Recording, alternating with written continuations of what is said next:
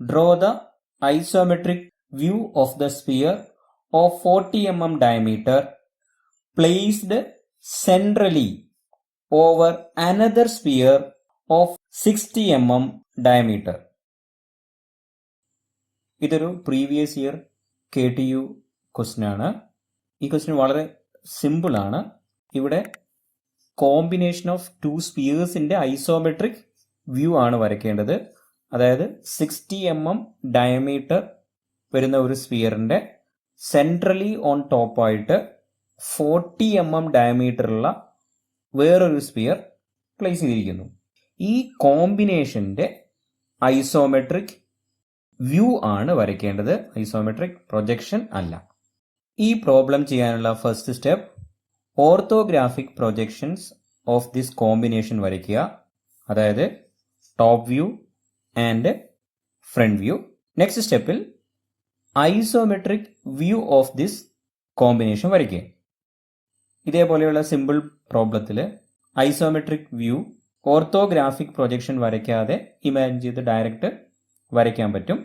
But KTU university exam answer കീയിൽ isometric projection പ്രോബ്ലത്തിലെ mark ഡിസ്ട്രിബ്യൂഷനിൽ ഓർത്തോഗ്രാഫിക് പ്രൊജക്ഷന് 2 to 4 മാർക്സ് യൂഷ്വലി പ്രൊവൈഡ് ചെയ്യുന്നത് കാണാറുണ്ട്.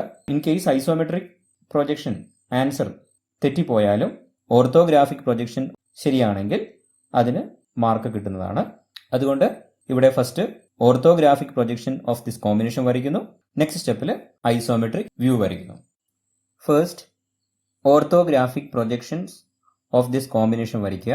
ടോപ്പ് വ്യൂ ഇവിടെ നമുക്ക് കാണാൻ പറ്റും, 2 സർക്കിൾ കിട്ടും. ബോട്ടം സർക്കിളിന്റെ ഡയമീറ്റർ 60 mm ആണ്. ടോപ്പ് സർക്കിളിന്റെ ഡയമീറ്റർ 40 mm ആണ്.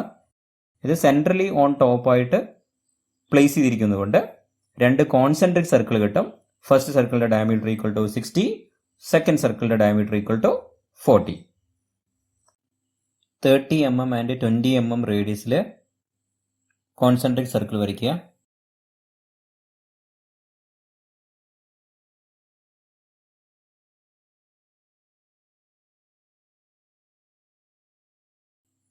ഈ കോമ്പിനേഷന്റെ ഫ്രണ്ട് വ്യൂ 30 mm റേഡിയസിലെ ഒരു സർക്കിൾ, അതിന്റെ ടോപ്പിൽ ടച്ച് ചെയ്തുകൊണ്ട് 20 mm റേഡിയസിലുള്ള മറ്റൊരു circle.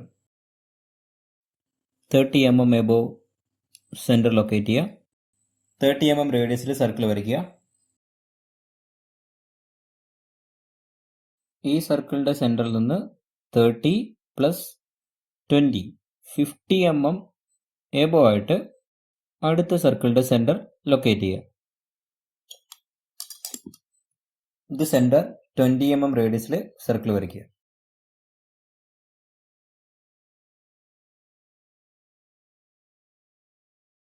Orthographic projection is completed.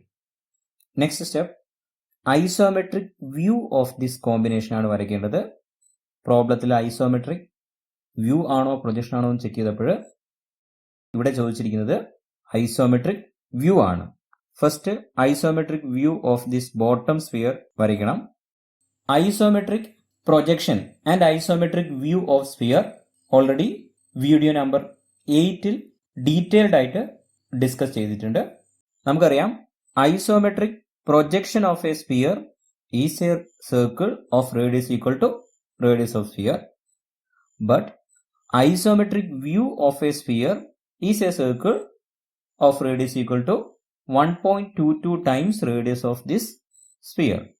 First സ്ഫിയറിന്റെ ബോട്ടം സ്ഫിയറിന്റെ റേഡിയസ് 30 ഇൻറ്റു 1.22 റേഡിയസ് വരുന്ന രീതിയിൽ ഫസ്റ്റ് സർക്കിൾ വരയ്ക്കുക.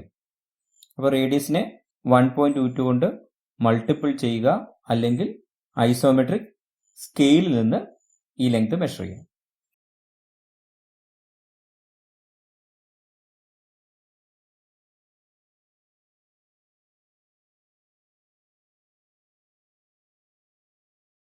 നമുക്കറിയാം ഇതാണ് ഒറിജിനൽ ലെങ്ത്തിന് കറസ്പോണ്ടിങ് ആയിട്ടുള്ള isometric length. Isometric length divide by original length equal to 0.816 കിട്ടും. Original length divided by this isometric length equal to 1.22 കിട്ടും. അപ്പം അതുകൊണ്ട് 30 mm റേഡിയസ് ഇവിടെ മാർക്ക് ചെയ്യുക. ഈ ലൈന് പാരലായി വരയ്ക്കുന്ന ഈ ലെങ്ത് ആണ് 1.22 ഇൻറ്റു 30. 1.22 ഇൻറ്റു 30 കിട്ടാൻ വേണ്ടിയിട്ട് 30 mm റേഡിയസ് ഇവിടെ മാർക്ക് ചെയ്യുക. ഈ ലൈനിന് പാരലായിട്ട് ഈ പോയിന്റിലൂടെ വരയ്ക്കുക. ഈ ലെങ്ത് ആയിരിക്കും 30 ഇൻറ്റു 1.22, അപ്രോക്സിമേറ്റ്ലി 36.6 കിട്ടും. ഈ ലെങ്ത് മെഷർ ചെയ്തിട്ട് ഫസ്റ്റ് സ്ഫിയറിന്റെ ബോട്ടം സ്ഫിയറിന്റെ ഐസോമെട്രിക് വ്യൂ വരയ്ക്കുക. കോമ്പിനേഷൻ ഓഫ് സോളിഡ്സിൽ ഐസോമെട്രിക് വ്യൂ ആൻഡ് പ്രൊജക്ഷൻ വരയ്ക്കുമ്പോൾ തിൻ ലൈൻ യൂസ് ചെയ്ത് വരയ്ക്കുക. ഇതാണ് ഈ സ്ഫിയറിന്റെ ബോട്ടം സ്ഫിയറിന്റെ ഐസോമെട്രിക് വ്യൂ. ഇനി ടോപ്പ് സ്ഫിയറിന്റെ ഐസോമെട്രിക് വ്യൂ വരയ്ക്കണം. ടോപ്പ് സ്ഫിയറിന്റെ സെന്റർ ലൊക്കേറ്റ് ചെയ്യണം. Centre to centre distance is equal to 30 plus 20, 50 mm. This center to center distance is a vertical line. Vertical line isometric viewil vertical line ആയിരിക്കും. അതിന്റെ length original length ആയിരിക്കും. Isometric projection ആണെങ്കിൽ ഈ ലെങ്തിനെ 0.816 കൊണ്ട് multiple ചെയ്യണം.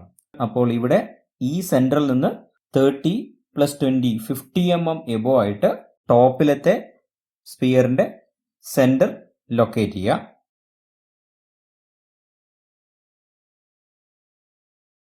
ഈ point centre ആയിട്ട് 20 into 1.22 റേഡിയസിൽ ഈ സ്ഫിയറിന്റെ ടോപ്പ് സ്ഫിയറിന്റെ ഐസോമെട്രിക് വ്യൂ വരയ്ക്കണം. അതിന് റേഡിയസിനെ 1.22 കൊണ്ട് മൾട്ടിപ്പിൾ ചെയ്യുക, അല്ലെങ്കിൽ 20 mm ഇവിടെ എടുക്കുക. കറസ്പോണ്ടിങ് ലെങ്ത് ഫൈൻഡ് ചെയ്യുക.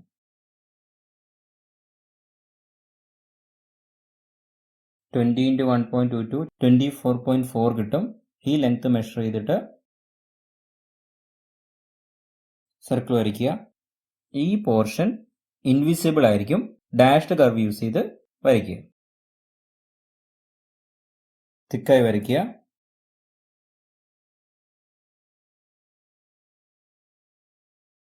ഇവിടെ ഡാഷ്ഡ് കർവ് ആയിരിക്കും. ഈ പോർഷൻ വിസിബിൾ ആകില്ല.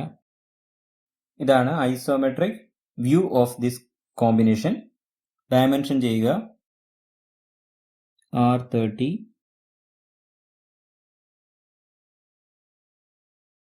വളരെ പെട്ടെന്ന് വരയ്ക്കാൻ പറ്റുന്ന ഒരു പ്രോബ്ലമാണ്.